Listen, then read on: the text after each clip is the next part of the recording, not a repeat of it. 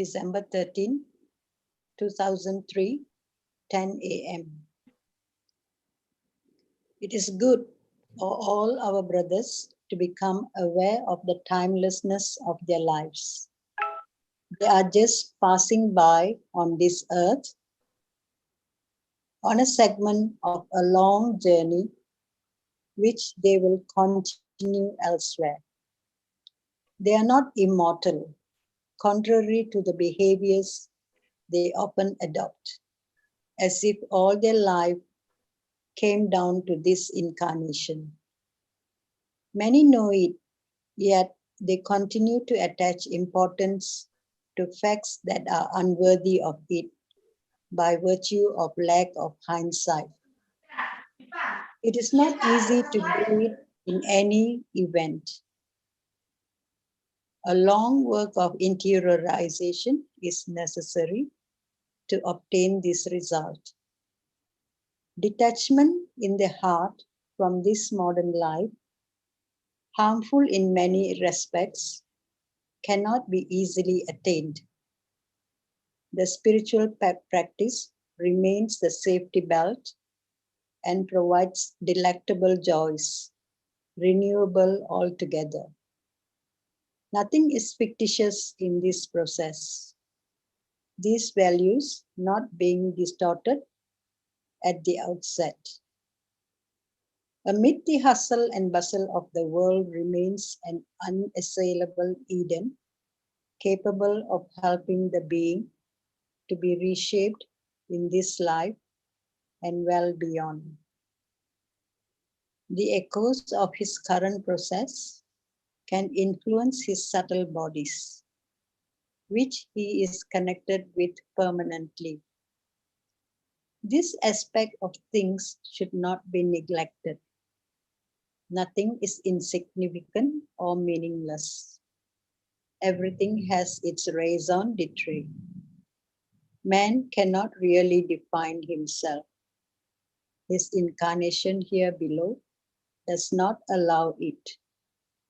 He must nevertheless become aware of the responsibility for his deeds. Life is as a whole connecting him with the immutable beauty. He still has to go a long way to refine himself and consequently to be worthy of approaching it. We invite our brothers to meditate on this divine aspect of life. Babuji.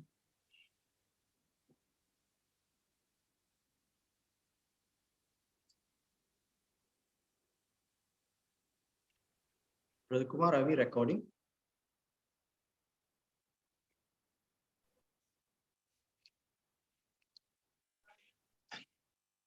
Dear sisters and brothers, happy Diwali to all of you, and a very warm and hearty welcome to all our global viewers who are joining us live in our special virtual program organized for our 90-day challenge program participants. Our participants are on their penultimate week with just another 8 more days before we can complete the 90-day challenge. We are so glad that we are almost getting there in very high spirits of the burning flame of practicing like never before. A special welcome to our honored guest speaker, Dr. Elizabeth Denley, for joining us today from Melbourne, Australia. And she's returning for the second time on our program to present yet another groundbreaking and inspiring session for all of us today on a very important topic, which is so close to all our hearts, titled Evolution of Consciousness. Our global guide, Revet Daji, says that the expansion of consciousness that occurs through the daily practice, heartfulness practice of meditation, cleaning, and prayer, then woven back into daily life, transforming our entire being. Thought, feeling, speech, and behavior are interconnected, and any change in one leads to change in the others, resulting in transformation in all aspects of our life, creating a holistic transformation. This is truly intriguing and we can't wait for Sister Elizabeth Denley to enlighten us further on this subject. But before that, once again, it gives me great pleasure to introduce Dr. Elizabeth Denley to all our viewers today. She is a researcher, writer, and editor, and trainer in values education and life skills. She has been practicing meditation since the year 1989. Elizabeth holds a doctorate of philosophy in biological sciences from the University of Sydney, Australia in 1981. She worked in research in science, health, and education from 1977 until 1986 at the University of Sydney, Australia, the University of California, Scripps, and Stanford University, USA, as well as the New South Wales government in Australia and the UNHCR in the Philippines. Elizabeth has been involved in values education and training in life skills since 1996 for both children and adults.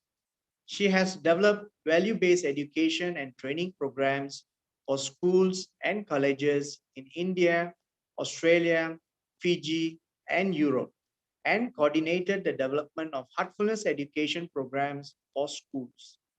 She is a trained facilitator and has been developing, coordinating, and facilitating interactive programs in communication, life skills, and personal development since 1997.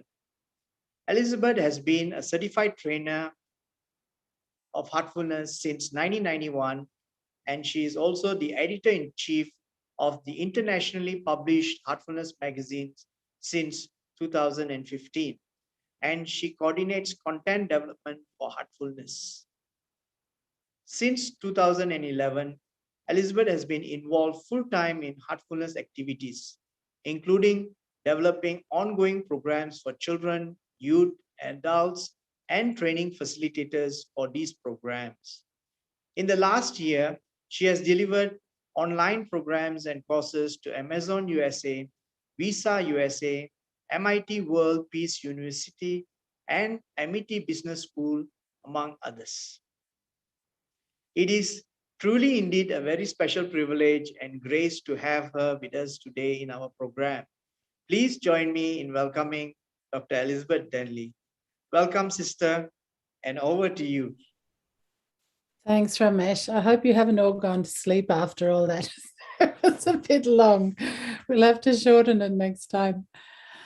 Okay. Hi, everybody. And it's really wonderful to be here again now towards the end of your program. I hope these 90 days have just been, really exceptional for you. I think it's an amazing opportunity for you to really dive deep into the heartfulness practices and get a feel for what heartfulness is on a different level. What we're going to do today may sound a little bit daunting because people talk about consciousness and it's like this term that, what does it really mean? And Daji talks about it a lot.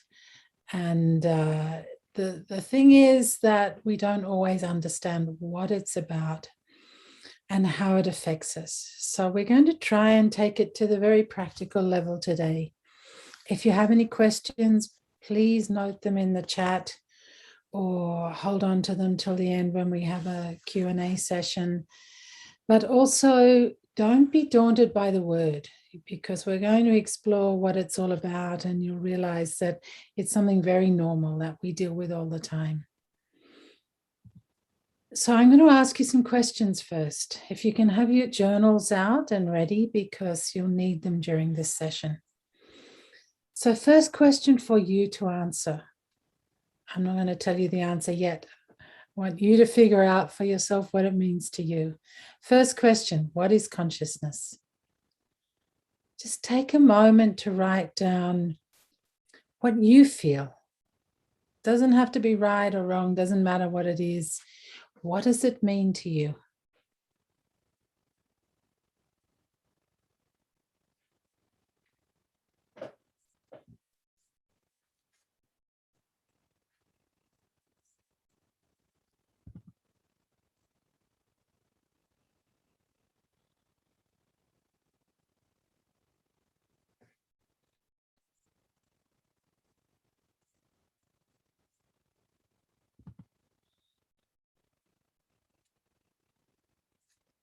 Okay.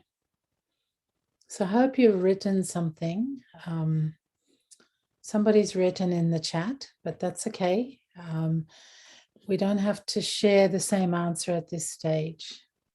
I want you to think about what it really means for you in terms of experience. Don't write textbook answers or what Daji says.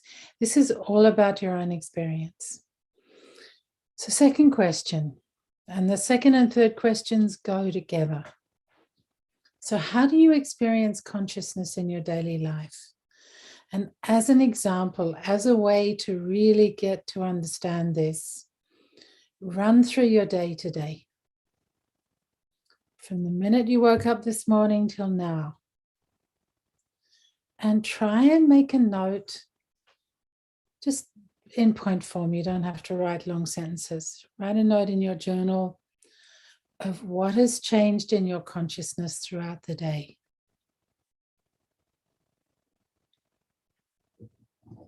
You'll see why this is important later on.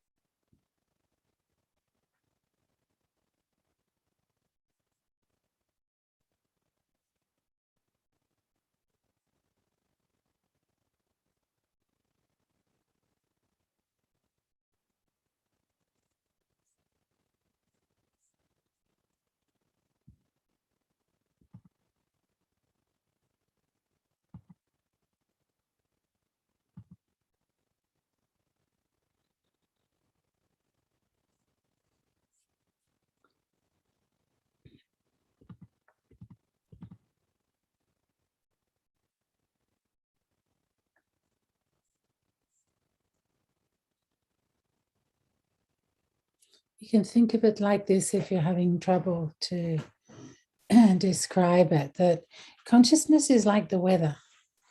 It's very changeable depending on what's happening. You know, there's a consciousness when you're meditating.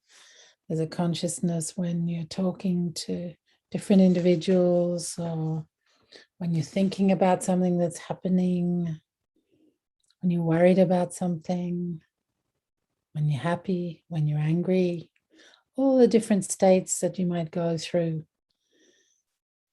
Because if you're not aware of this, if you don't have any awareness of what's happening in this field of consciousness, which we'll talk about,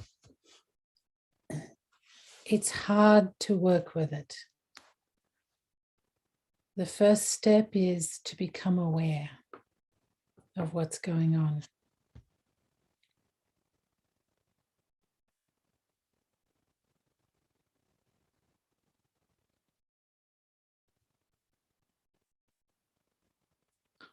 Okay, you can finish that later, but hopefully it's got you thinking about what's going on in this energy field within your system, your human system, on a day-to-day level. We're not talking about anything grand and esoteric here. We're talking about ordinary everyday life. And that ordinary everyday life is a little weird in our current era. Most of us are on phones. Most of us are looking at screens throughout the day or for parts of the day. Our work's demanding. We're trying to juggle work, family life, our own self-development, friendships, hobbies, all sorts of things. A lot of multitasking going on, and a lot of deadlines, a lot of lifestyle that is stress related. And when we look at the statistics of all this in the world today, And this is not so different for people who are meditating, by the way. They may be better at dealing with these things, but still many of us are affected by a lot of these things. When we look at the statistics from the World Economic Forum, for example, we see that nearly 1 billion people today, that's roughly what, 15% of the world's population live with a mental condition. Just over half of those, the condition they're dealing with is anxiety disorder. And most of the others are dealing with depression. There are, of course, more serious mental conditions like schizophrenia and psychoses, etc. But the bulk of the people who are living with a mental condition have either anxiety disorder or depression or both. And roughly 75% of them don't receive any treatment. And by treatment, I don't just mean medication. I mean any sort of preventative or remedial treatment. So a lot of people in the world are struggling with their field of consciousness. Their consciousness is disturbed to the point where every year close to 3 million people die of substance abuse. Every 40 seconds, a person dies of suicide. And the scary thing is, I guess, for us, if you look at humanity as a whole, is that 75% of these so-called mental disorders or conditions are developing by the age of 24 and half of them by the age of 14. It's children who are suffering with not feeling good within themselves. They're not feeling comfortable within their own skin. They're not happy about the state of the world. They're struggling with their consciousness. We look at the statistics of people going to doctors, first visits, 80% of them in the US are to do with stress. And now the statistics show that work-related stress, or for young people, school-related stress, is the primary source of stress that we're dealing with. So, of course, the World Economic Forum looks at this in terms of lost productivity and that it takes a terrible toll, but it's much worse than that. You know, when we look at the human level, which is what we're dealing with here in Heartfulness, that it's people are suffering, they're struggling. And this is true also in our own Heartfulness community. We have people writing to Daji regularly with really hard things that they're struggling with. And of course, mental health is one of the most neglected areas of health globally. It was true before COVID, but it's got a lot worse as a result of the pandemic because of people's isolation, the tragedies that have happened in families, the fact that they can't see and connect with their communities. So overall, if you look at humanity and you look at our consciousness, what's happening is that there's a lot of turbulence, a lot of disturbance. And if you look at these statistics, it's really chilling what we see, that as the progression through the pandemic also, that the symptoms of anxiety, of depression have just kept going up and up and up. And how are we dealing with these? And how are we helping ourselves with our heartfulness practices to be able to cope with this in a much better way? I just want to share a little bit of science with you, not much, because I think it helps us to understand that this is not, it's not just something that we can manage easily without awareness, without consciousness. Research by Dr. Richard Davidson from the US, who is a Buddhist practitioner who works a lot with the Dalai Lama and has done a lot of the groundbreaking research, neurological research on meditation. He discovered about 20 years ago, actually, that people who are stressed and who are under constant stress, especially because of their environment, their work situations, etc., develop neural circuitries in the brain like people who are depressed. And what happens is it's this front part of the right prefrontal cortex that gets activated. which tends to put us into that spiral of negative thinking. And unless we become aware of it and we do something about it, it's hard to even see that it's there, let alone get out of it. And what happens with that is when we have a problem or when something goes wrong, we get stuck in it like a loop, and we keep going over the same ideas again and again and again. This happened, this person did this, and it goes on. When you sit and meditate, the thoughts come in your meditation. When you're going off to sleep at night and you're trying to say your prayer, or when you're doing your cleaning and you're trying to let go of patterns and emotions and thoughts, these negative feelings, emotions, thoughts come to the surface, and we go over them and over them and over them. We analyze them, and we feel resentful towards people. We get stuck in them. So this is what stress keeps us stuck in if we don't know how to release it and get rid of it. And it's like a depression where we don't know how to get out of the negative cycle of thinking. Contrast this with people who are generally more positive and who have learned how to do this through meditation. Their neural circuitries are much more related to the left side of the cortex. And of course, this is all to do with emotional intelligence we're talking about here. We're talking about the brain, but all this actually starts in the heart and affects these parts of the brain. So people who have learned how to do this through meditative practices or because of their upbringing and especially their early childhood development, they don't get as fazed by negative information. They can keep their attention on what they choose to think about. So they're able to find constructive solutions to things. Instead of getting stuck in the negative, they look for the light at the end of the tunnel.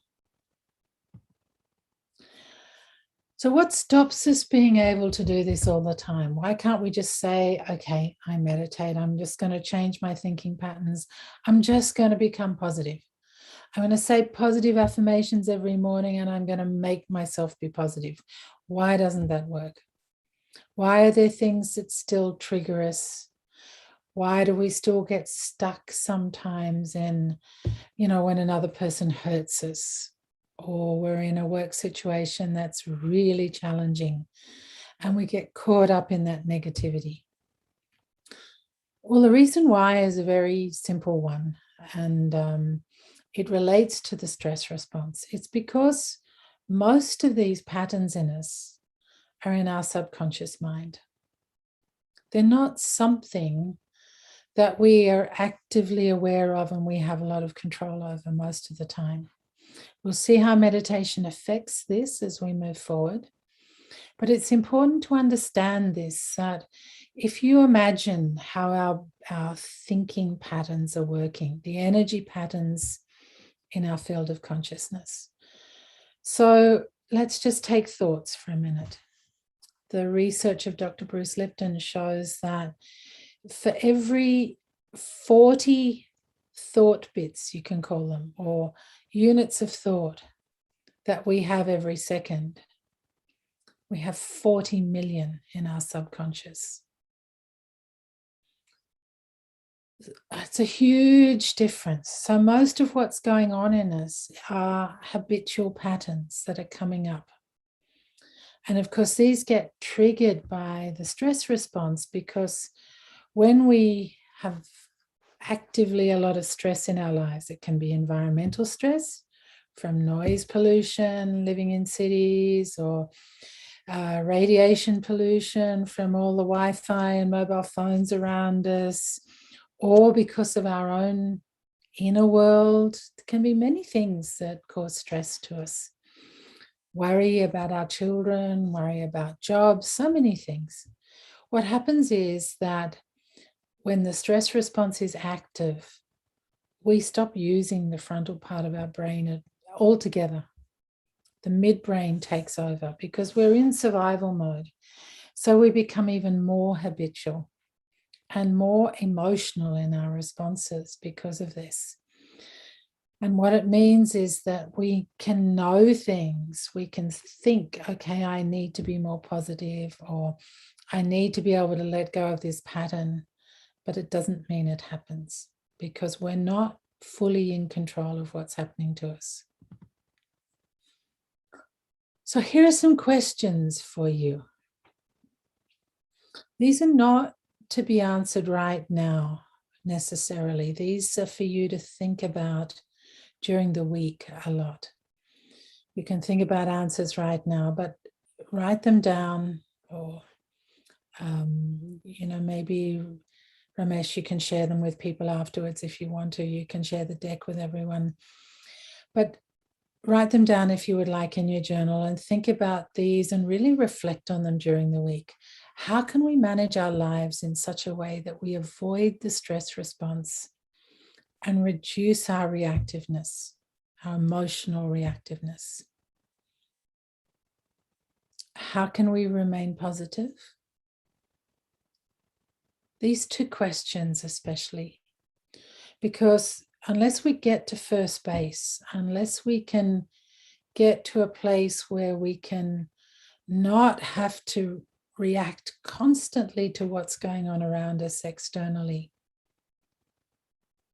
in the way of all these external pollutions, reactions to people we're close to, struggles we might have, conflicts, even, with people we love,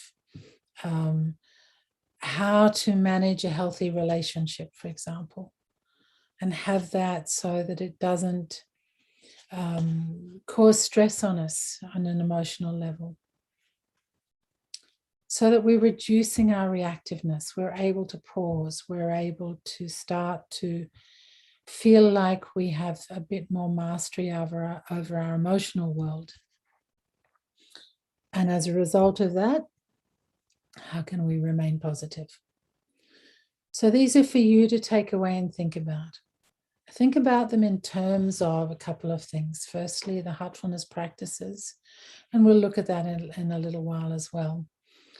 And secondly, in terms of the lifestyle things in your life, the aspects of the way you live, something as simple as getting enough sleep at night,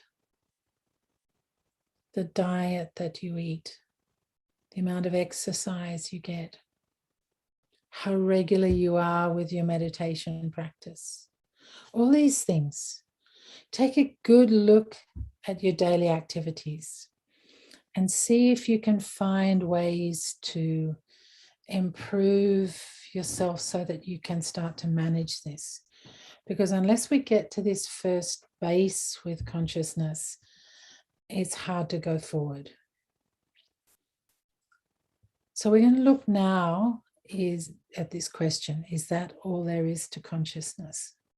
Of course, the answer is no, but this is a very good starting point. So before we go any further, has anyone got any questions about that part of it? This is just like an introduction.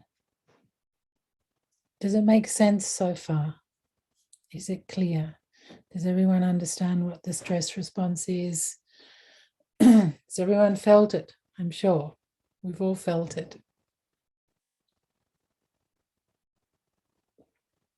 Are we okay to keep going? Yeah? Okay. So now we get into a little bit of philosophy. So I'm going to start with this definition of Daji. So one time when he was talking about this, he said that, because I asked him, actually, it was for a book project.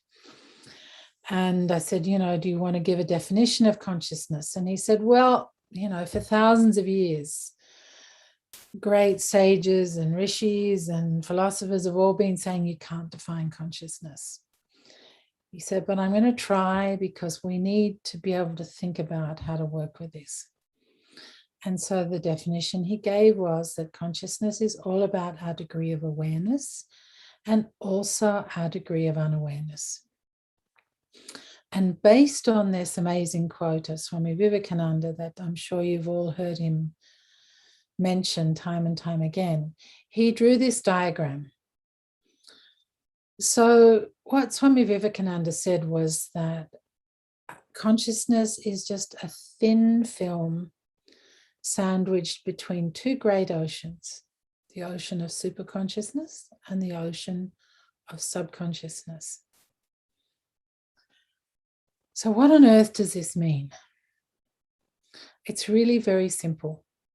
And you can imagine looking at this diagram that we have this spectrum, if you like. We have a spectrum of consciousness that we are living on, just like you have a spectrum of light, where you have a small area of visible light. On one side, you have light energy that's going at higher frequencies, and the other side at lower frequencies.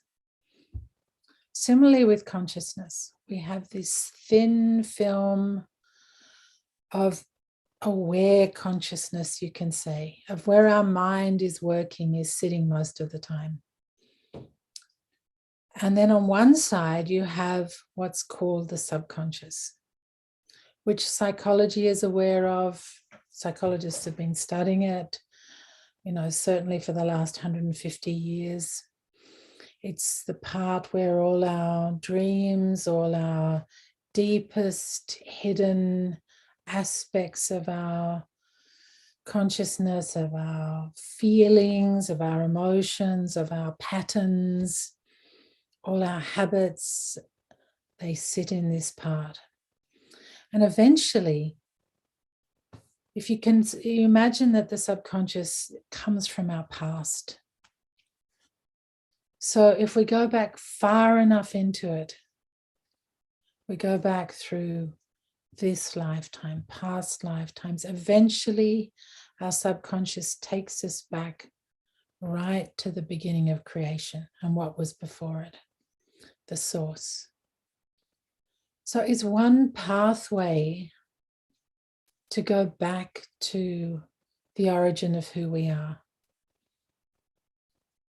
Unfortunately, the subconscious in most of us is filled with a lot of layers and layers of complexity of patterns and emotions that stop us from being able to see the source. But ultimately, that's where it takes us back to our origin. And then on the other side, we have the superconscious, which, if you like, is our direct connection through insight also to the source. So these great aspects of our field of consciousness that we're not aware of most of the time. As Daji says, consciousness is all about our degree of awareness and also our degree of unawareness. So we have this spectrum. And on this spectrum, what we're expanding as we meditate, as we open the mind, we deepen the heart, we dive into this world of meditation. We're going to be expanding our consciousness in both directions along this spectrum. We'll talk more about this, but just imagine that as we meditate, as we expand our consciousness, it's going to expand in both these directions back to the source. And if we look at it another way, same information, but just looked at another way with a little bit more, we have this available field of consciousness. This is again another diagram that Daji's given. What helps us?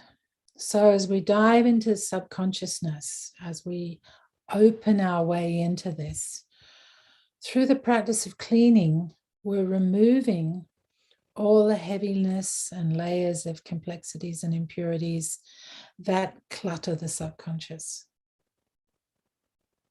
So we're purifying this end of the spectrum. And through prayer, we're going deeper and deeper and deeper into it. We're connecting with the source. And especially when we practice Maxim 10, I'm not sure how many of you are aware of Maxim 10 yet, but it's a prayerful practice that we do also at nighttime before bed, before the main heartfulness prayer. And in it, what we do is we're acknowledging that we may sometimes do wrongs, and that generally they're not intentional. Why do we do wrongs that are not intentional? Because of these subconscious patterns. Somebody hurts us. They don't mean to hurt us, but they hurt us. And what do? We lash out at them, or we get resentful towards them and we ignore them and we shut them out, or, all these patterns that we've learned from early childhood. And when we're doing this Maxim 10 at night, what we're doing is we're saying, okay, I acknowledge that there are things that I do where I mess up. They're unintentional, but I mess up. And so I'm handing these over, and I feel sorry. I repent for this. And I say an affirmation to myself. I say a sankalpa, which is that I'm not going to repeat them. So what I'm doing is I'm retraining my patterns. I'm diving into that prayerful state, which of course takes me beyond the conscious mind already. And I'm saying, okay, I've done these things unintentionally because they're subconscious patterns, and now I'm going to let them go. I'm going to hand them over. I'm going to change these. I'm going to rewire them. When we do the cleaning, Babaji also says, he says, clean the nerves at the same time that you're cleaning the subtle bodies. So we're reconfiguring this subconscious. We're purifying it, we're cleaning out the samskaric patterns, and we're reconfiguring the tendencies. This is really powerful stuff because it's the subconscious that blocks us. It's the subconscious that is responsible for us continuing to do things that we don't like about ourselves, or getting stuck in things that frustrate us, or not being able to get out of the negative patterns. All these things come from here. So these practices of prayer and cleaning do an enormous amount to help us to work with the subconscious and expand our consciousness into this vast ocean that you could say sits below the conscious mind. It's where our intuition comes from, based on our life experience. You all know this, if you have an intuition about something, you feel it, you don't think it. It comes as a flash. And that's because of all the life experience that you've experienced and that's accumulated, that you learn from. So it's not just that the subconscious is a nasty thing full of samskaras. It's where we have this vast experience that brings us wisdom and intuition. When we look at the other end, the superconscious part spectrum of our field of consciousness, this is where we go into through meditation. Now, superconsciousness is interesting. One way that Daji's spoken about it, which I really like, is he says that, as we meditate, as we progress spiritually, we'll talk about that in a minute, what that means, that as what was superconsciousness, what was beyond, above our conscious mind, then becomes conscious. And so this is a moving feast, and we know that at each chakra in our system, there is a superconscious aspect to it. There's a certain state of superconsciousness that awakens at each chakra. So what's happening is that a whole realm that was the unknown before becomes part of our experience. So it's now in our field of consciousness. So this is an ever-expanding awareness that's happening. What we weren't aware of, we become aware of. It's now in our experience. And of course, transmission helps with this because it takes us further and further. It gives us glimpses of what's beyond. So it's bringing us into our super consciousness all the time, every time we meditate.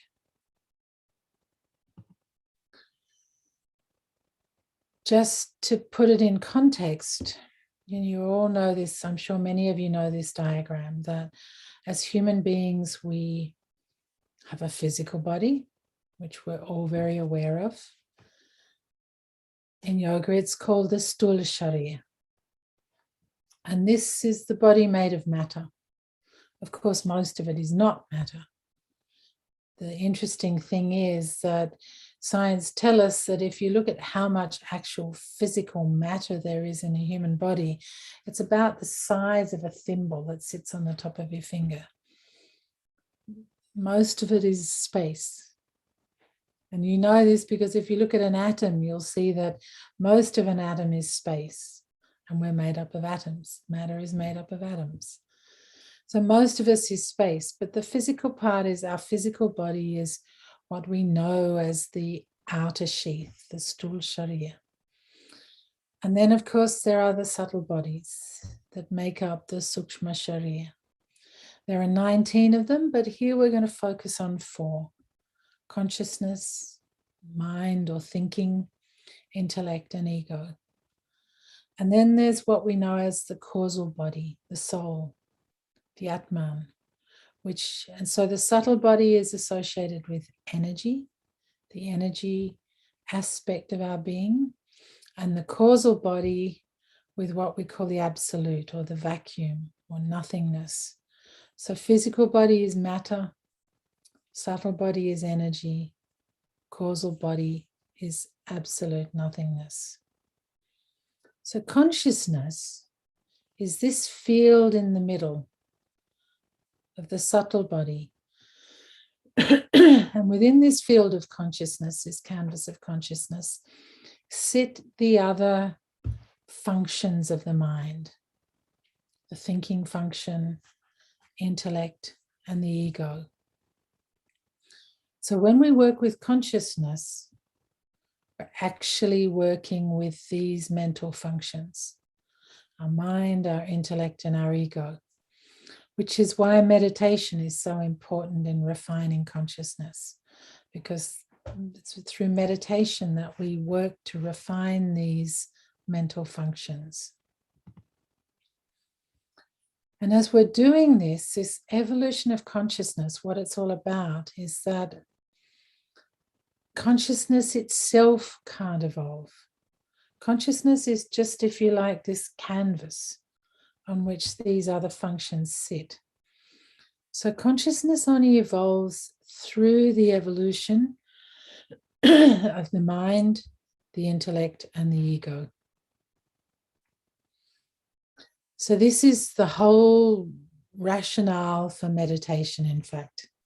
This is why yogis discovered meditation and all its attributes so many thousand years ago. It's why we still meditate today. Because if consciousness is going to evolve, we have to work with these other qualities of the mind to allow this to happen. And as a result, not only our individual evolution, which is what we do in the heartfulness practices, but also the evolution of humanity. Because without our own individual evolution, humanity can't evolve. It's a direct correlation between individual growth, individual improvement, and then the radiating effect that has on everyone around us, on our communities. And then as more and more people evolve and grow and refine their consciousness, humanity changes. So what do our inner practices have to do with this? At the individual level and at the collective level. I just want you to take a moment to note down for yourself what you think. So what does meditation have to do with this? What does cleaning have to do with it? And what does prayer have to do with it as a starting point? See if you can make a few notes for yourself. right now on these.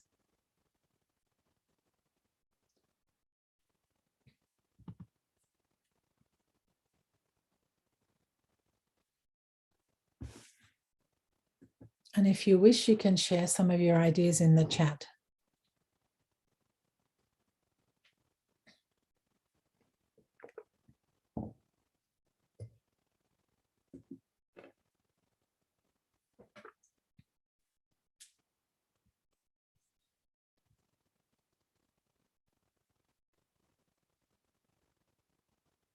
Think about it from your own experience. There are no right or wrong answers.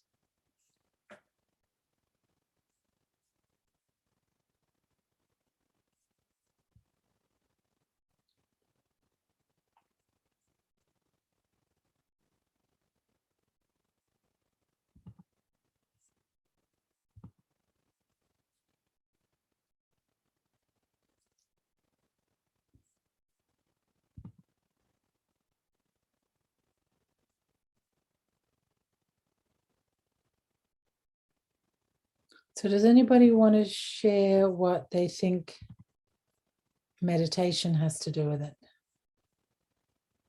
Both our individual evolution and our collective evolution.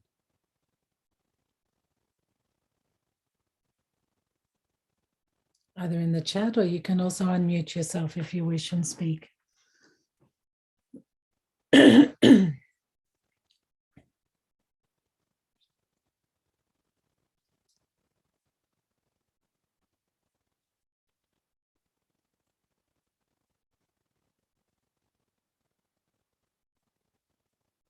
Don't be shy.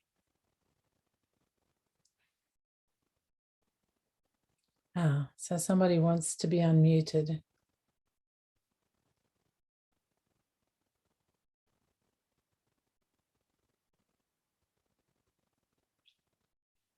Okay, the practices free up our emotional baggage and attachments which hinder expansion of consciousness. Nice answer, thank you. Which practices in particular free up our emotional baggage? iPad 3, I don't know your name. Cleaning, yeah, especially cleaning. Okay, good answer.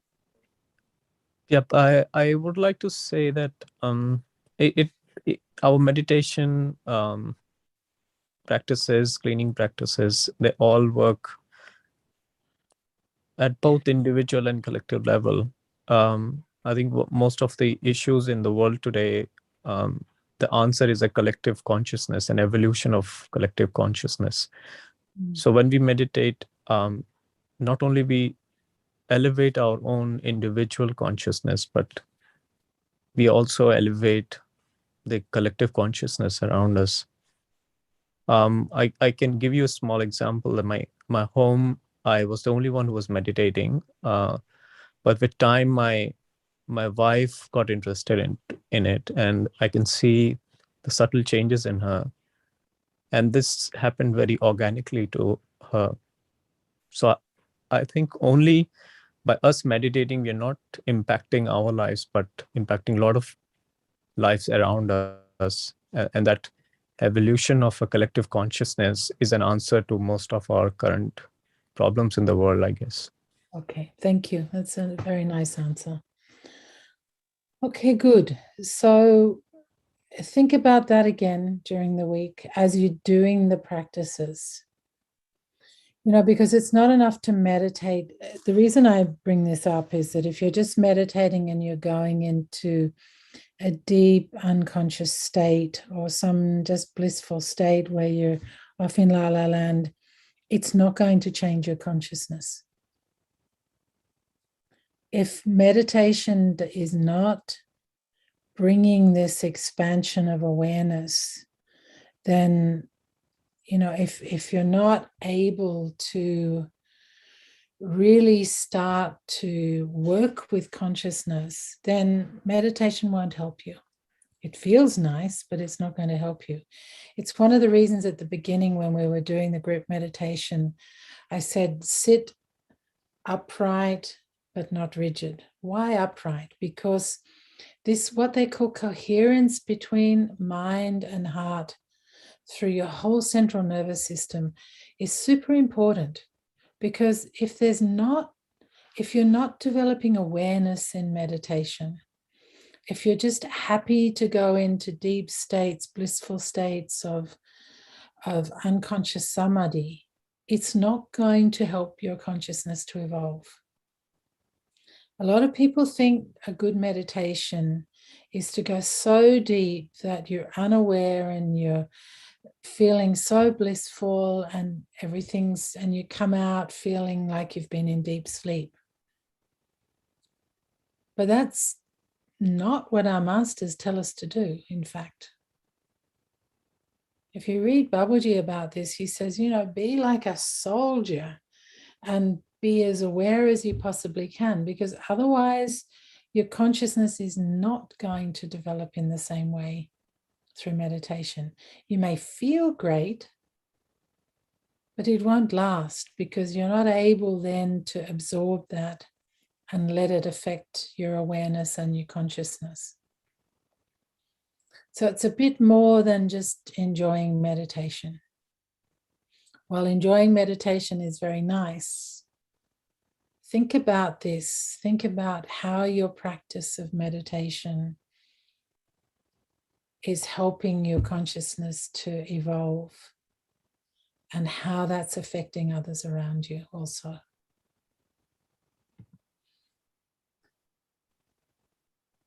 So if we look at it from another perspective, the other way we can look at how consciousness evolves is to look at the journey that we go through, the journey of the chakras that we call the yatra. So it's like, if you can imagine that it's a stepwise journey, it's incremental. And this is what Daji means when he says that as we go, as we progress, as we move from chakra to chakra, what was super consciousness now becomes conscious. Because we've moved into another realm. We've expanded into another dimension of experience of consciousness. And this goes on through each of the steps. We don't work actively with the lower chakras, with the Muladhara, Swadhisthana, and Nabhi chakras. That happens as we progress. It happens through the opening of the heart. It's not that they're ignored, but it's done through a mechanism through the heart that means that the system stays balanced. So we start at chakra 1 on the left lower side of the heart.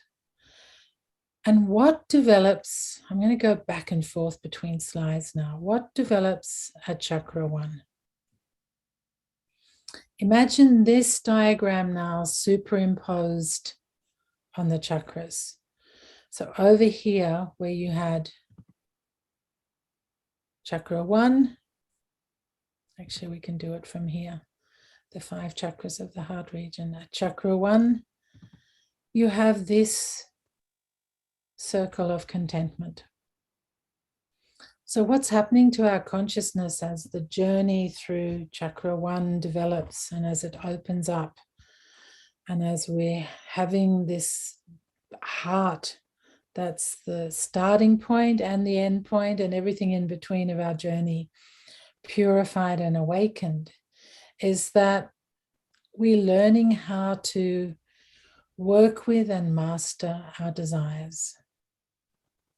And if you think about the points A, B, C, and D that are here at this very, very critical chakra 1, we cover all aspects of desire.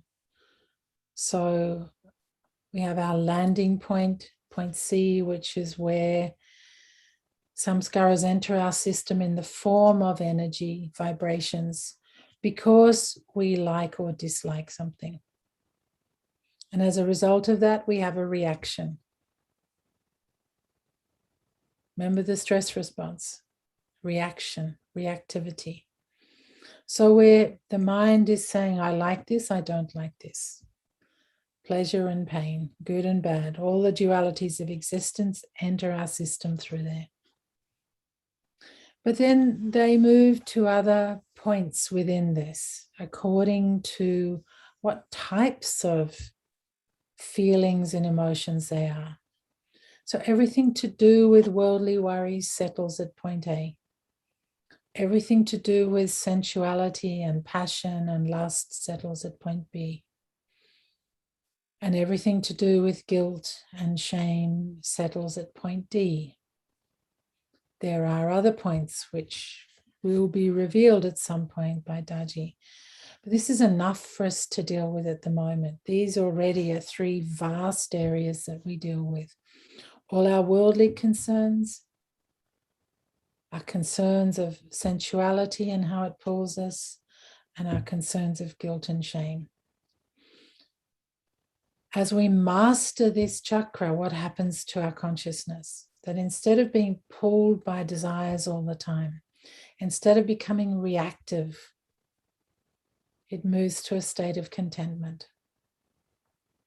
And this is the great shift in consciousness that happens as we are able to master and move through the yatra of chakra 1. As we move onwards, we come to chakra 2 on the right lower side of the chest. We look back, it's this point 2 here. And the state that starts to develop here is peacefulness, calmness. Instead of restlessness, we start to feel the essence of the soul. And of course, you put these 2 things together, worldly contentment and the peace of the soul. You imagine how already just by moving through these 2 chakras, our consciousness has shifted. There's a centeredness, there's a feeling of balance. And there's a foundation, a spiritual foundation to take us forward. But of course, this isn't enough. This is just the beginning. This is balancing worldly and spiritual existence, the 2 wings of the bird through these first two chakras of the heart. Already it's a great step forward from most people. Remember back to those slides about mental conditions today and where most people in the world are, what they're dealing with. Over 1 billion people with mental conditions. So imagine what this meditation practice does, moving you through chakras 1 and 2 to a state where you feel both contented and peaceful. It's a massive step forward. But then we keep going because our goal is not just to feel contented and peaceful. That's the beginning. That's getting us to the baseline, if you like, where we can start to move forward. And chakra 3, which is up here on the left-hand upper part of the chest, is a lot more volatile. This is the element of fire that propels us, that purifies us, that is like a rocket under us to help us move forward. And here we're dealing with much more volatile emotions, emotions of anger and love and compassion, both. And it's at this chakra we learn to master anger, use it for our onward journey, for our progress, for our self-improvement. And we also are able to develop our capacity for love in 2 ways. Firstly, in a very active way on a human level, so that instead of being self-focused and focused on our own passion, we become compassionate towards others. So at the very, very basic human level, this is where compassion really develops. But the love that develops at this 3rd chakra also takes us in another dimension. It takes us vertically in the spiritual dimension. This is where we really start to develop love for God, love for the Master. Because this rocket-like energy that flows through us upwards it's propelling us towards dimensions that aren't part of this worldly existence. But of course, it's volatile energy. It's not as calm and contented as chakras 1 and 2. So it's a shock to the system. And we have to master aspects of ourselves that we don't always feel comfortable with. It's change energy. And then as we move through the journey to the 4th chakra, up on the right upper part of the chest, this is where we deal with this emotional spectrum of courage and fear. And again, both have their purpose. It's not that fear is all bad and courage is all good. We need fear in some ways to create discipline, to create boundaries for ourselves. And courage, if overdone, can lead us to recklessness. So that's, again, creating this balance between the two. But what happens is that there's this amazing sense of inner depth. Love deepens. And with it comes this courage to continue onwards. Courage in the worldly sense, courage in the spiritual sense of taking us further. So again, think of how this affects consciousness.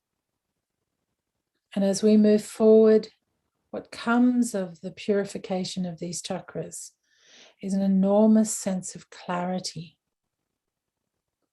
So purity, clarity are the result of this journey through the heartfulness practices in the heart. You can look at it from a very, very worldly sense. I'll just take another couple of minutes, Ramesh, and then we'll be ready for questions and answers. This is from Daji's book, Designing Destiny. He's talking about as our consciousness expands and moves higher and higher, opens up to higher and higher levels through this journey through the chakras.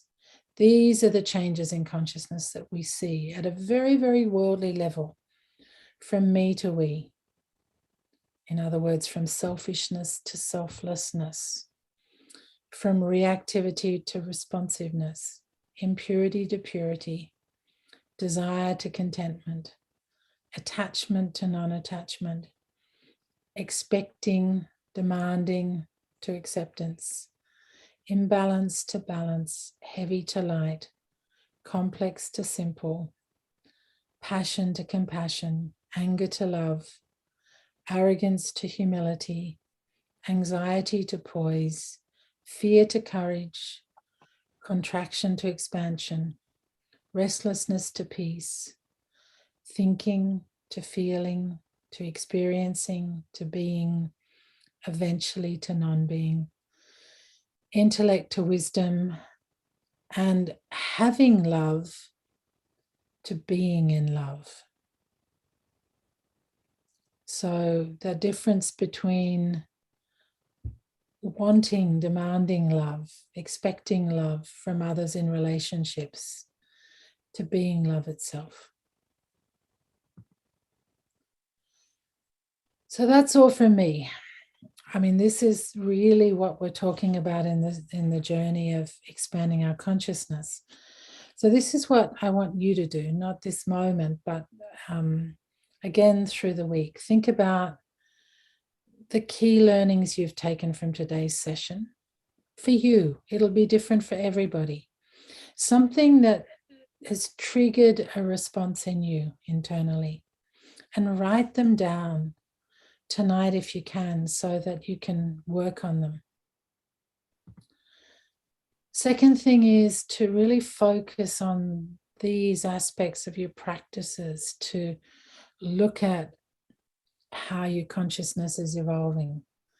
So meditation and cleaning really intensely, not just doing them, but thinking about them in terms of how it's expanding your awareness, your consciousness. And to do that, one of the most useful micro practices, which you can do at any time, is just every now and then throughout your day, just center yourself, take a moment to connect. just close your eyes, or even if you can't close your eyes, if you're with other people, just stop, go inside, go into your heart, ask yourself, how am I feeling? Connect and see what the weather's like in there, what your consciousness is doing. And then third thing, which is just one of the most fabulous things you can do to work with your consciousness, and it's why Babaji said to write a diary. So set a timer to journal and do what's called, it's actually called stream of consciousness writing. Just let your pen flow. Don't try and think. Write without that filter of knowledge. So just keep writing. If you don't know how to start, you can even start by saying, I don't know what to write. I don't know what to write. And you'll see that the minute you started, it starts to flow. And you can ask questions like, when I connect my heart, my mind with my heart, I feel. Sorry, let me say that again. I messed that up. When I connect my mind with my heart, I feel. It's a good way to start. But just let the writing flow. Do it every morning. I like to do it after meditation because what comes surprises me often. But at any time, just try it and see what comes. So, over to you, Ramesh. So people can ask questions, any insights, any comments, any sharings, whatever you feel. Thank you very much, sister, for a very, very interesting, reflective, and practical presentation on evolution of consciousness and how you so aptly linked it to everyday life and with science, and also to how heartfulness practices for all of us to understand better. There's so much to take in and for us to digest and assimilate. Do you think it's a good time to take a 5-minute break, or Yeah. you want to? Yeah, we can do that. Yeah. Okay. So once we come back after the break, we'll go into the question and answer segment with Dr. Elizabeth Denley. So see you after the break. 5 minutes. Thank you.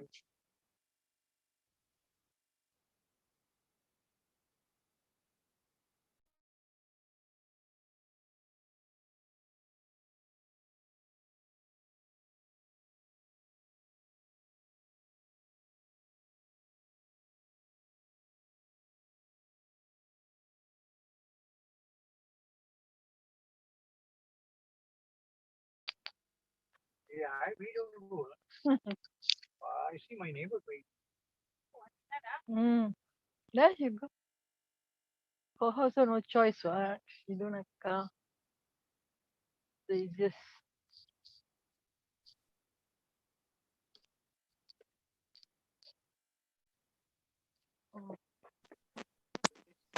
go and give your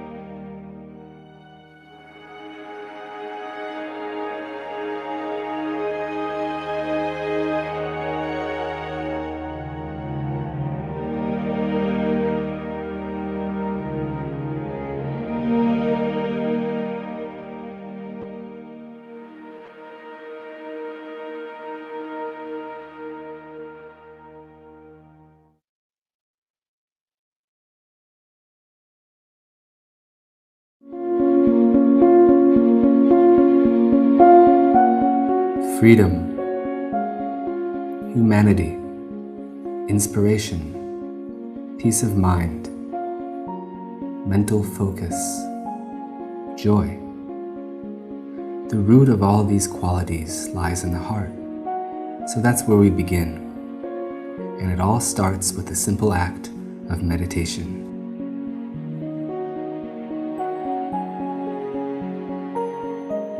I was fortunate to spend 2 years interacting with Kamlesh D. Patel, a spiritual master known simply as Daji. Knowledge is good. Knowledge is valuable. But knowledge on its own cannot transform or even change me. The Heartfulness Way is a record of our many conversations in which he meticulously explains the practices of heartfulness and shares his own experience on the path.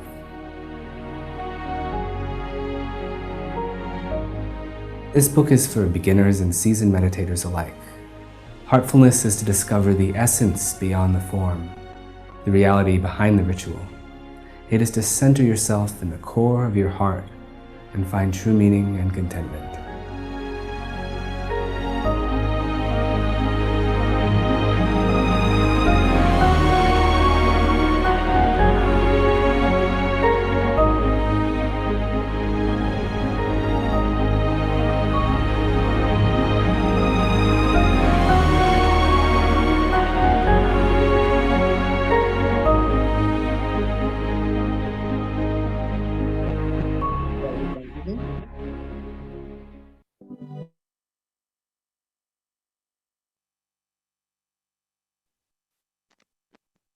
Okay. Can continue. Welcome back to our Q&A segment. Sister, are we ready? Yes, we're ready. Okay, the first Well, question. as ready as we'll ever be.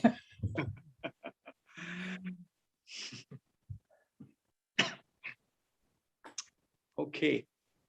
The first question we have is, from your experience of practicing heartfulness for so many years, please can you share some of the superconscious states and subconscious states that you have personally come across?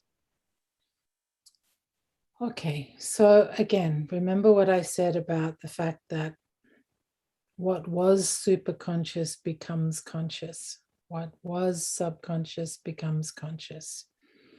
So by the time you experience it, it's come into your conscious mind.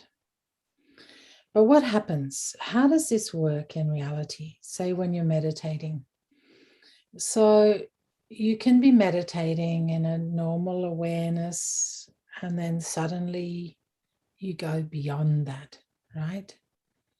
You go into a state where your awareness shifts enormously at times, especially because of transmission and the impact it gives you into suddenly experiencing life from a very, very different dimension.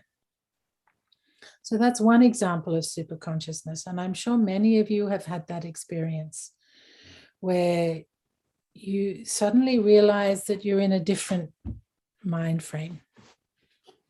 And it can be that you see connection. I remember, for example, quite early on as a heartfulness practitioner, the first time that my husband and I went to India and spent a few months. And I'll never forget it. We went with Charaji, who was the guide back then, to a place in the south of India called Trichy.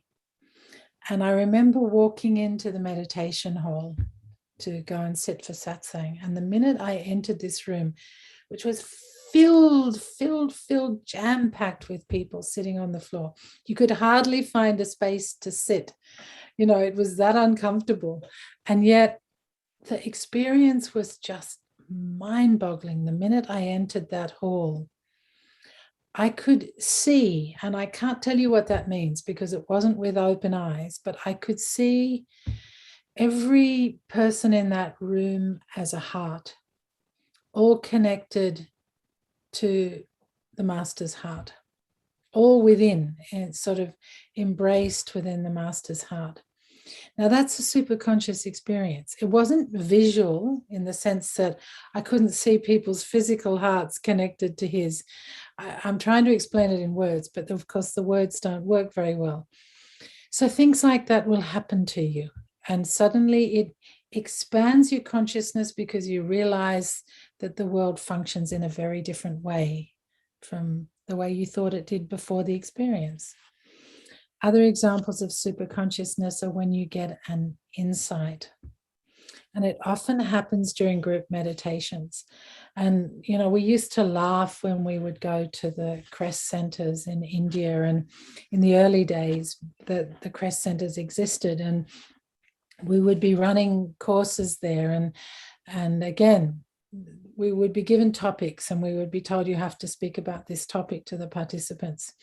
And so you would prepare, you would get your presentation together, you would prepare quotes, you would find whispers, you would do all this stuff. And then you would arrive there, and each meditation that you had, some new idea would flash in the meditation. And you would write it down and you would think, oh, I have to change it. I have to change it. I have to say this. I have to think about this. And then often on the final morning, you would sit for group meditation and it would just pour down on you, this awareness, this new understanding, which meant that everything you'd prepared would go out the window and you'd say something completely different. Why? Because the insight you got was from somewhere else. It wasn't from your own limited awareness. It had come from a higher consciousness. This is another example of superconsciousness. You know, superconsciousness starts at, we talked about the chakras, at chakra 1 in the heart. And the actual point where it opens up is right between points A and B. So one of the things with doing these practices that we have of meditating on point A and cleaning point B is that the more they are purified, the more you work on those, the more your superconsciousness opens up right from the beginning of the journey. But then, of course, as you move through the chakras, it opens up to different dimensions. And there are all sorts of points that Babaji describes of superconsciousness at various stages along the way. The subconscious is a very different sort of experience in a way. So initially what happens with the subconscious? Initially, and you would notice this, any of you who have done a lot of other sort of personal work, dream work, or work on diving deeper, different sorts of therapies, as well as people who are very regular with heartfulness cleaning, is that through your dreams and through the experiences you have during cleaning and meditation, you'll often get a lot of memories surfacing. And they can be very early memories from early childhood. They can be memories of things that have lodged in your subconscious that suddenly bubble up to the surface. They can also be from past lives. Sometimes you'll sit to do your cleaning or even in meditation and you'll have a very vivid experience of a past life because things are surfacing, they're coming out, the subconscious is getting purified of all the heaviness that's accumulated, the layers and layers. But then as well as that, so that's the first stage, and that goes on and on for some time, layer upon layer upon layer. But then, of course, you're moving back into experience, going back all the way to the source eventually. And it's why there's a very famous statement of Swami Vivekananda that his master, Ramakrishna Paramahansa, could look at a human being and within 10 minutes know all their past lives. How could he do that? This is moving into the subconscious, expanding awareness of the subconscious, being able to study it in a way. I can't tell you what that studying means because it's not like studying a textbook, but it's having the openness of consciousness to see into the past.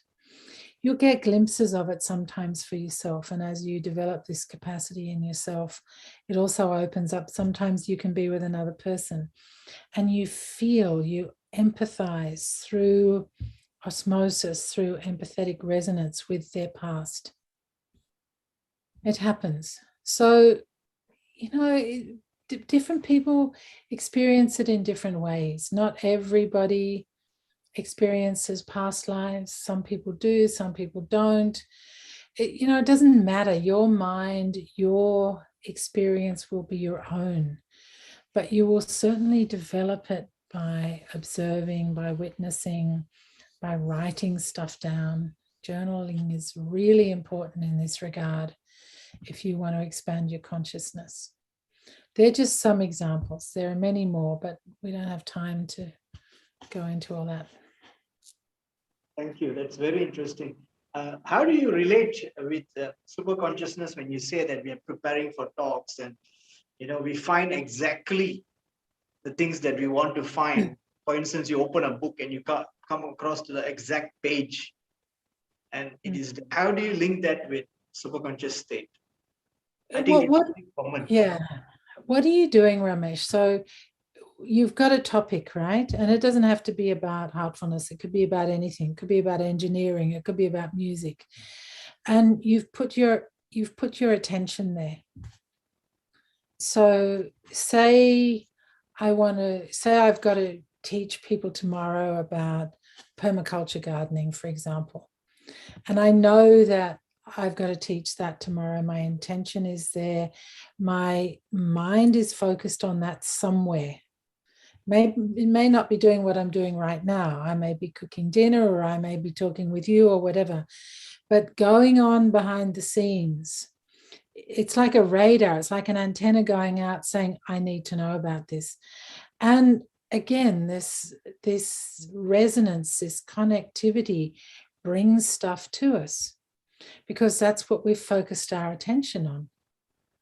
Vibration, everything in vibration in the universe is synchronous all the time. If I put a thought out there, I will get a response to that thought because I've put energy out. Thought is just energy. So it's like you say, you've got a problem or you've got to give a talk or anything. You'll open a book and you'll look at it and you'll go, oh my God, that's exactly what I needed to know.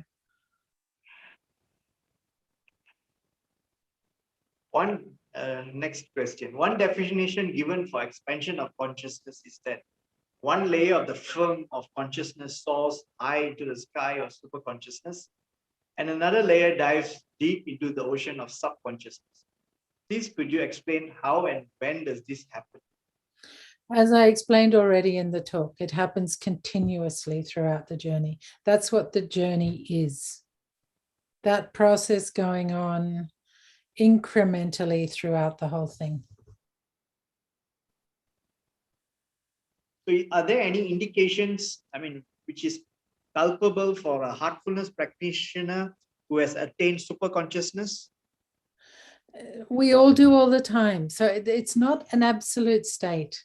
It's like enlightenment, or it's like anything. These are not absolute states. They're incremental. So, I spoke about these 5 C's: contentment, calmness, compassion, courage, clarity. These are guideposts, if you like. Another set of guideposts is if you read Babaji's book Towards Infinity, and you read through each chakra, each knot, the way he describes, the qualities he describes. This is another map you can use. Another map are the 23 circles that he drew, or, the koshas. There are various maps that you can use. But just know that there's no absolute superconscious, subconscious, conscious state. It's a constantly dynamic field. Remember what we started with. I asked you what was your consciousness like today? And I used the word that it's like the weather. This is because it's a dynamic thing. So when you become comfortable with looking at it, you can describe your consciousness just as you can describe the weather. You know, after your meditation, it may be beautifully calm and still. But then if you're driving to work and you have a traffic accident, it may not stay that way. It's going to change. Or if you have to do something that makes you nervous, or somebody upsets you, or, you know, various things will change it. It's a movable feast, and it's becoming aware of that. And it's becoming aware of expansion is where you're becoming more and more open, more and more flexible. Contraction is where you become narrow-minded, and, you know, or you have a set idea, or you get stuck in a negative thought or whatever. So as your thoughts, your feelings are moving, it will expand, it will contract, it'll expand further, depending. You know, it's not fixed or set. Okay. This is a very popular question from our participants. Can you please explain the difference in the following conditions? Saj Samadhi, 2 Turiya, 3 Turiyatit, and 4 Sushupti, and the 5th one, consciousness in Sushupti. Brother Kumar, can you put that up, please? Yeah, he's put it in the chat. It's okay. Big question. They're very related, and this is in fact a sort of a very intellectual question. So I don't know how relevant it's going to be. So, all right, what happens as we move? What happens to our consciousness as you go into deep sleep? Are you aware? So Sushupti is just deep sleep. Sushupti is when our, you know, the Sanskrit word may confuse people, but think about deep sleep when your brainwave frequencies go down to delta level. So they're between 0.4 and 3 hertz. You basically, your mind and your body is gone to almost standstill. What's left? What's functioning at that time? The soul. This is the time of the day when you are in deep connection with the divine, naturally. Everybody is. The only reason we don't know that is because we're not aware.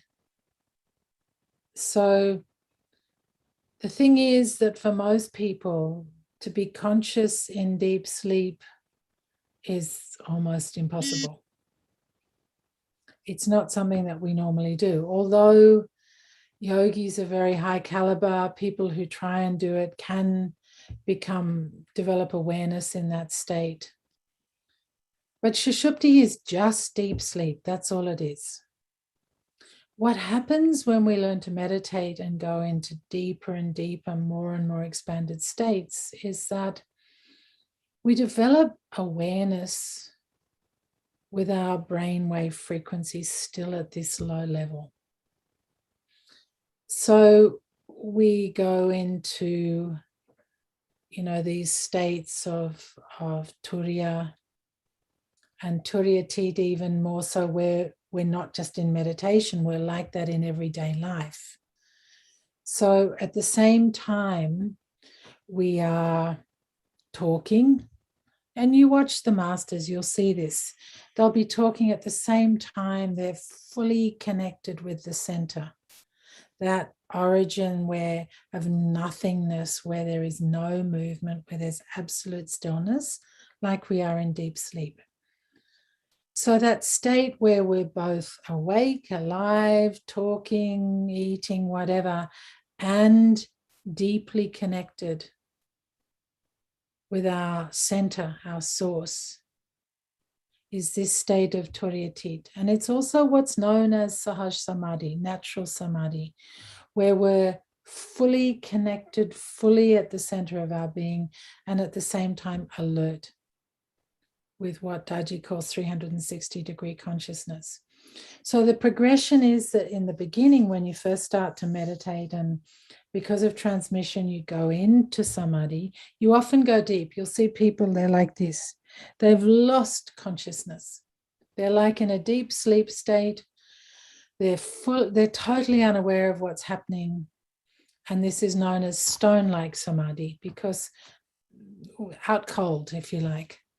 But gradually, as you learn to meditate more and more effectively and become subtler and lighter, you gradually move to a state of Saj Samadhi, where you are in Samadhi, you are connected with your center, and at the same time fully alert, awake, and able to do things and function. So that's the progression. And of course, at each stage, at each chakra, you go through this. In this new universe of the next chakra, again, you go deep, you go out. You become aware, alert, and you become one with it at each stage. So this is a cyclical thing that happens.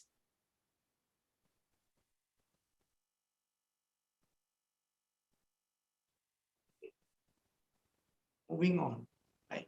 I know you explained about the ego in your presentation, but the question is, why is ego directly linked to the expansion of consciousness, and what are the best practices to refine our ego? Ramesh, what a topic. It could be a whole 2 hours just on this. In a nutshell, how you work with your ego depends if your consciousness is going to expand or contract.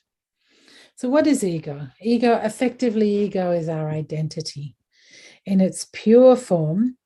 And of course, Babaji says that the mind and the ego are our two best tools, our best two instruments for the evolution of consciousness. Because as they evolve, consciousness evolves. But if our ego becomes I-focused, like if we have strong ego reactions, and what do I mean by that? I don't just mean arrogance. Although arrogance is one type of ego reaction, where I think I know everything, or I'm better, or I'm the authority, or I'm superior in some way. That's an arrogant reaction. But equally as strong as an ego reaction is to be a victim, to think I'm no good, I'm useless. Everybody dumps on me all the time, the whole self-pitying thing. This is another form of ego. So it's not just about being arrogant or aggressive or whatever. Anything where I gets in the way, where I blocks my expansion, my openness, my flexibility. If I believe that I'm not capable of doing something, I've blocked also.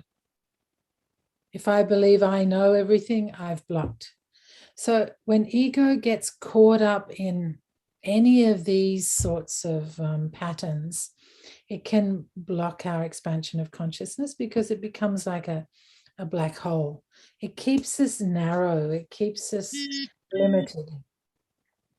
Whereas if we allow the ego to just feel the oneness of everything, which means basically if we identify with the soul, then we're feeling the connection through the heart with everything.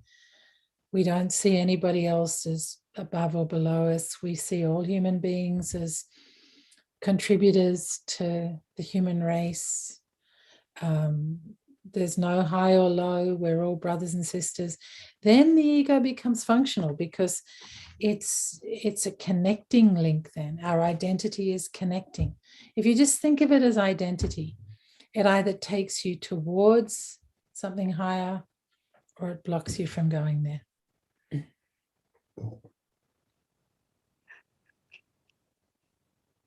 Next.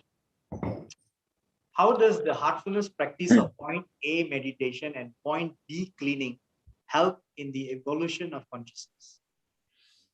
So I talked about this already. Probably enough, I think. We can move on. It does. I mean, think about this. Sorry, Ramesh, I shouldn't have said that, because I do have something to say. So think about point A, right? What are we doing? We're saying that we're all brothers and sisters with everything. We're all one. We're kin. This whole idea of kinship, of brotherhood.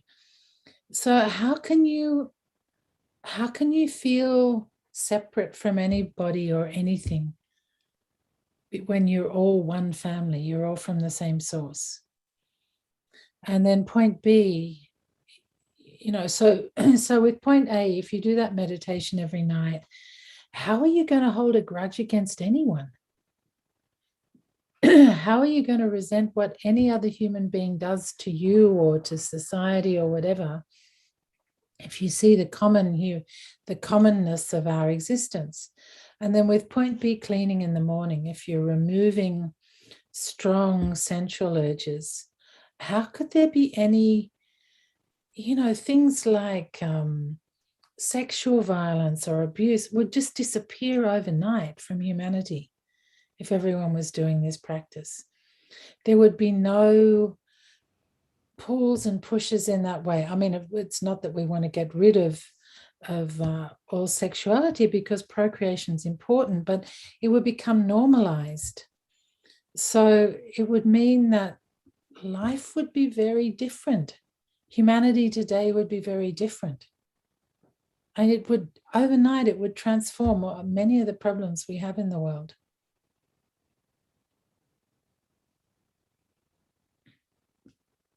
Thank you. Next is a question which is repetitive, and we have asked, I think, all our previous trainers, and I think we'd like to hear what you also have got to say about this.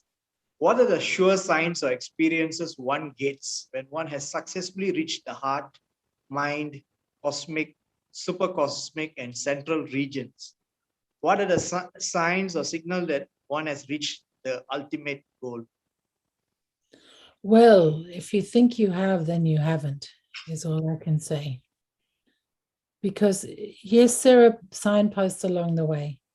And the signposts are very beautifully described by Babaji, and Daji's spoken about them many times.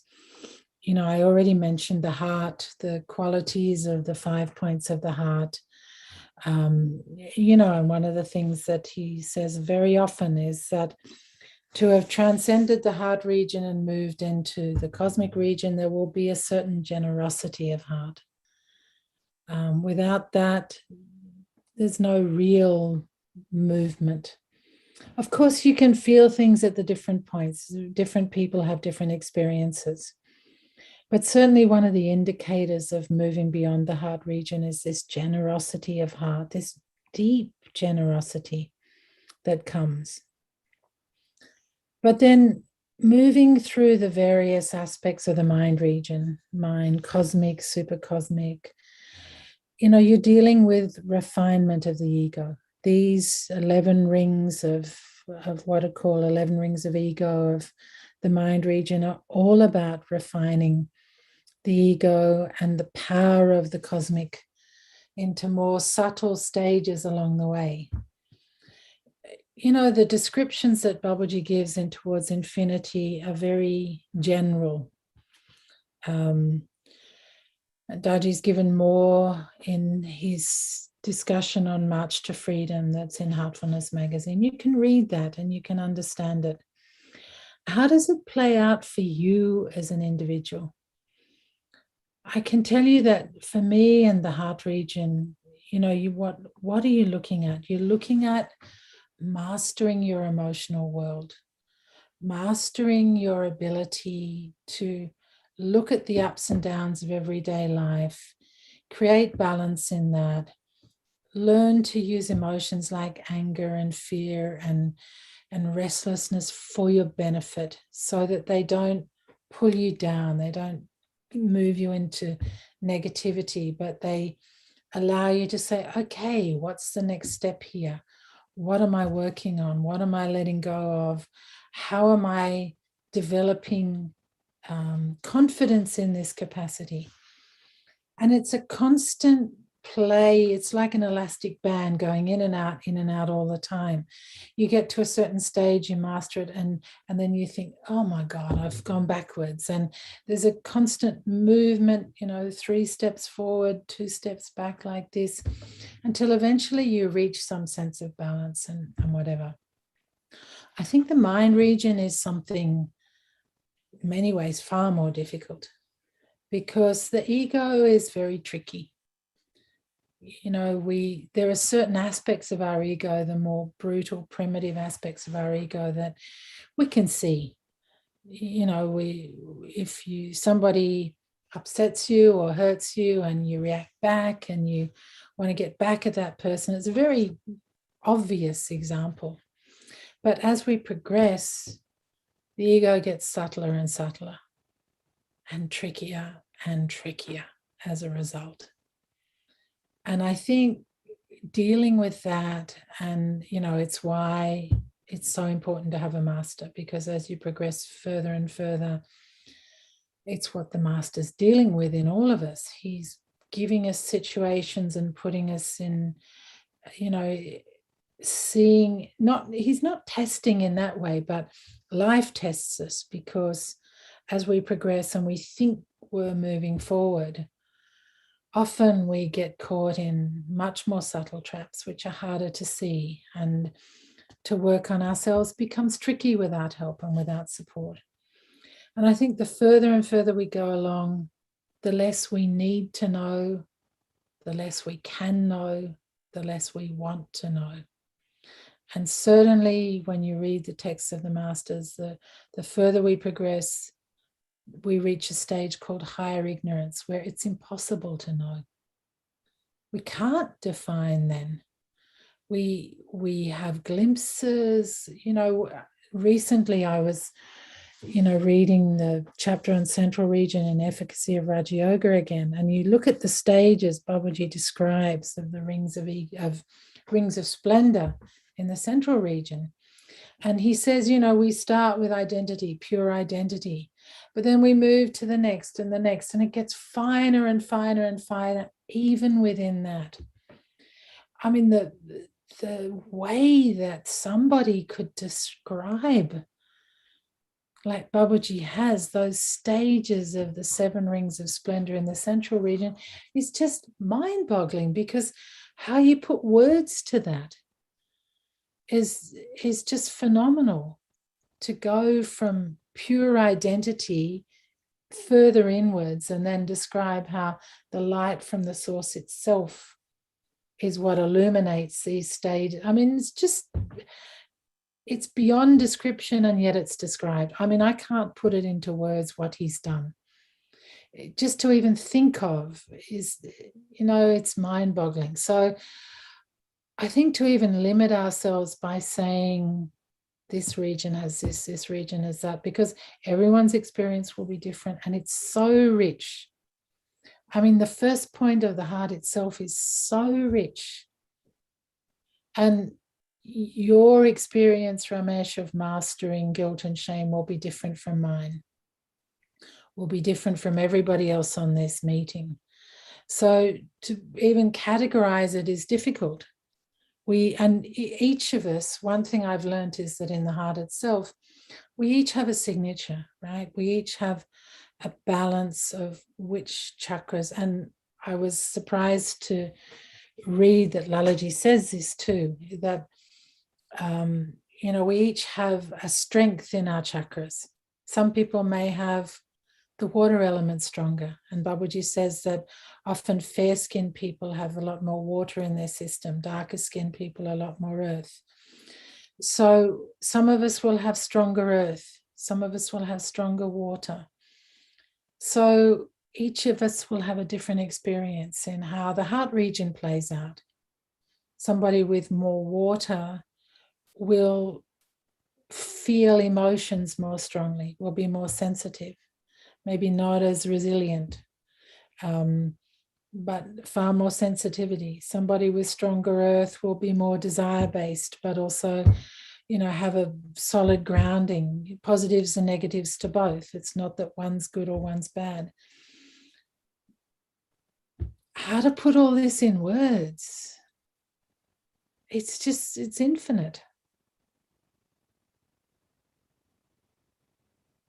So I don't know what to say. And anybody who's reached the ultimate goal certainly would not know.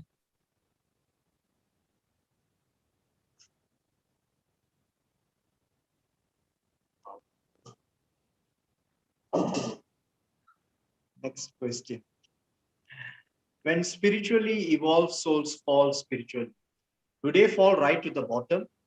Example from point 13 to point 1, or just down 1 point to point 12? I have no idea, and I think it doesn't, it's a funny question. If you look at the Bible and you look at Lucifer, the classic example of a spiritual fall, he fell from the right hand of God to hell. What does that mean? Does it mean everybody falls like that? I mean, who knows? I think it's a very abstract, theoretical question. I would want to know why the person wants to know that.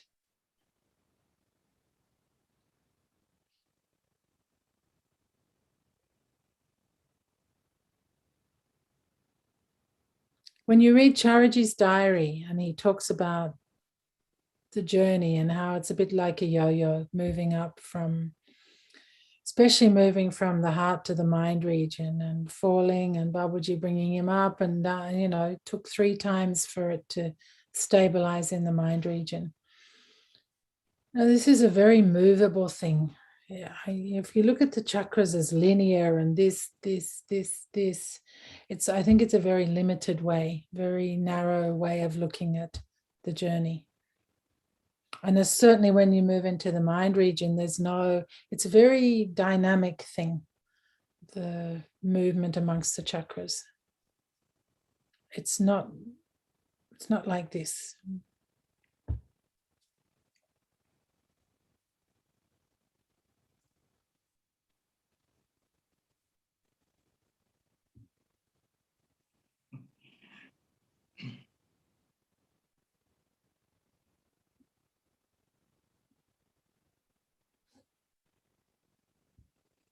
We have the last question on our list.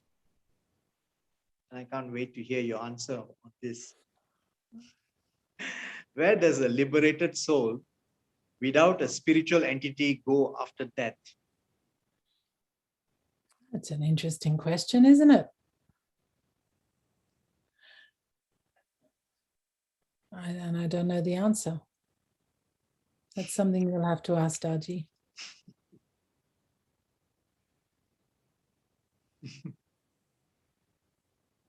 Okay. Some dimension somewhere, but what that dimension is, I've got no idea.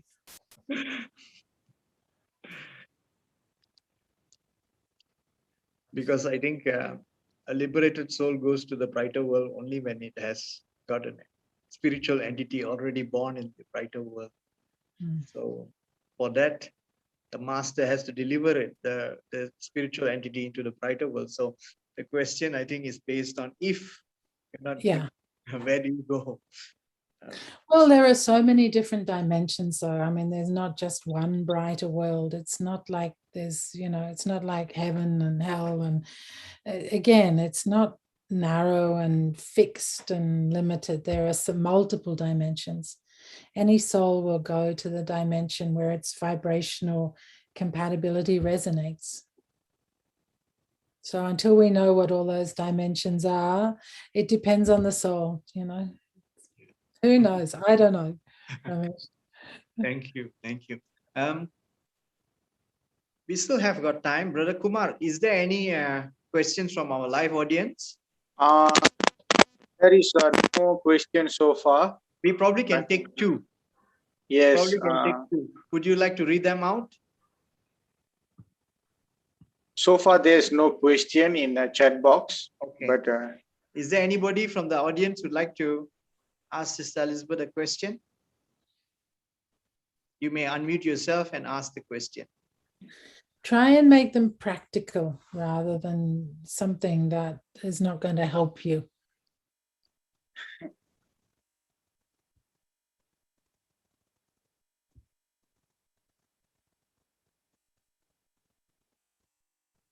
So nobody wants to ask questions, then we will close the session. Anybody? Okay. Shall we wait? Give Like a 5 minutes? Not 5 minutes. No, we don't need to wait 5 minutes. Just if there is anybody who has any pressing questions or burning questions, please do ask. I think the main thing is, you know, the questions I asked you guys, the things to reflect on during this week is to really look at those. Look at observing, you know, witnessing what's happening with your consciousness, or using your diary. You know, I carry a small diary with me. I learned this from Daji, not a big thick one, although I have one of those at home, but I carry a small one in my purse with me just to make notes, even when I'm, you know, traveling, or, you know, it's some idea comes or some awareness comes. I think it can really, really help.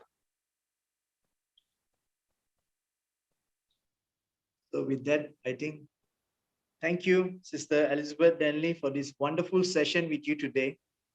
I'm sure all our viewers are truly inspired, and you have unveiled once again so many insights and revelations for us that I'm sure will empower us further on this magnificent voyage of our spiritual quest. Thank you once again, and we thank all our viewers also for joining us. Thank you, Sister, and see you all next week. Namaste. Thanks, Ramesh. Bye, everyone. Bye. Thanks, sister. Done.